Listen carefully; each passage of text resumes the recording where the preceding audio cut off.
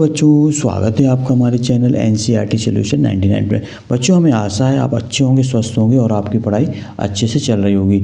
बच्चों, आज हम जो है मन्नू भंडारी की साहित्यिक परिचय के बारे में देखेंगे, जो आपकी परीक्षाओं के लिए बहुत ही उपयोगी साबित होगा। तो बच्चों, सबसे पहले इनका जीवन काल देखते हैं। इनका जीवन काल बच्चों 3 अप्रैल 1931 है। इनका जन्म 3 अप्रैल 1931 हुआ था और इनका जन्म स्थान है बच्चों ग्राम भानपुरा, मंदसौर, मध्य प्रदेश में। तो मंदसौर डिस्ट्रिक्ट की भानपुरा तहसील में इनका जन्म हुआ था। और इनके पिता का नाम था बच्चों सुख संपत राय और इनके पति का नाम था राजेंद्र यादव और बचपन का नाम था इनका बच्चों महेंद्र कुमारी। ये अक्सर परीक्षाओं में पूछा जाता है कि मन्नू भंडारी के बचपन का क्या नाम था। तो आपको याद रखना है कि मन्नू भंडारी के बचपन का नाम था महेंद्र कुमारी।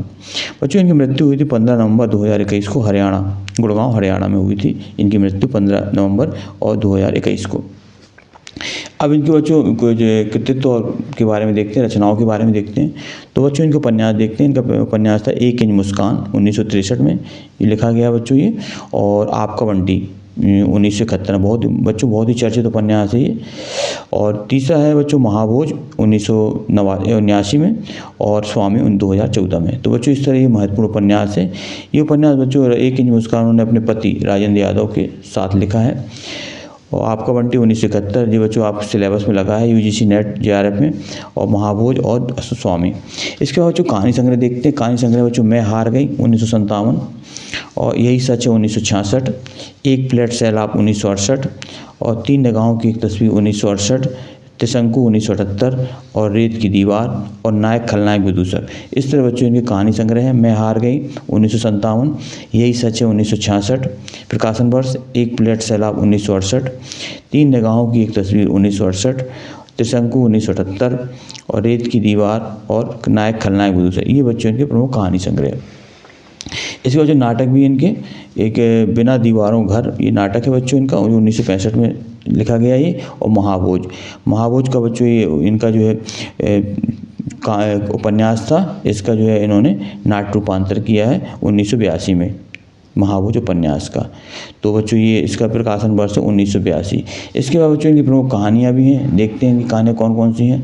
इनकी प्रमुख कहानी बच्चों रेत की दीवार और मैं हार गई, रेत की दीवार, मैं हार गई, यही सच है, एक प्लेट सैलाब, अकेली, त्रिशंकु, रानी माँ का चबूतरा। ये बच्चों इनकी प्रमुख कहानियाँ हैं। तो आपको बच्चों इनको नोट डाउन कर लें। और इसके बाद बच्चों कुछ महत्वपूर्ण बिंदु देखते हैं। यही सच है कहानी पर इनकी रजनीगंधा नामक फिल्म बनी। बच्चों, ये भी आपको याद रखना है कि जो यही सच जो कहानी है इनकी 1966 में इसका प्रकाशन वर्ष है। इस पर बच्चों रजनीगंधा नाम से फिल्म बनी है, जो बहुत ही सफल फिल्म साबित हुई बच्चों। तो इस तरह बच्चों मन्नू भंडारी का हमने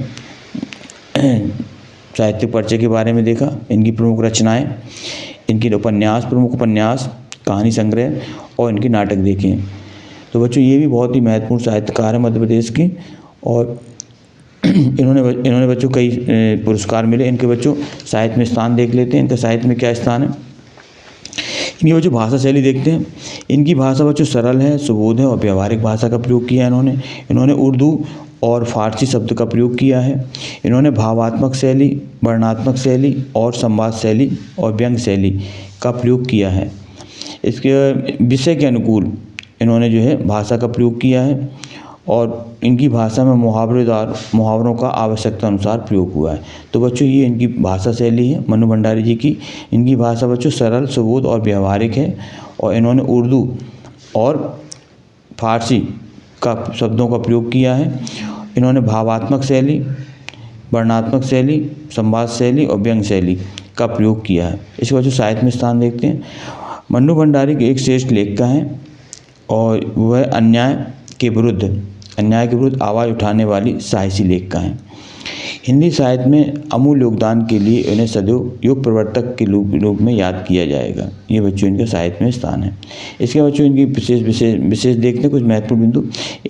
इनकी कहानी यही सच पर रजनीगंधा फिल्म बनी। बच्चों पूर्व में बता दिया गया।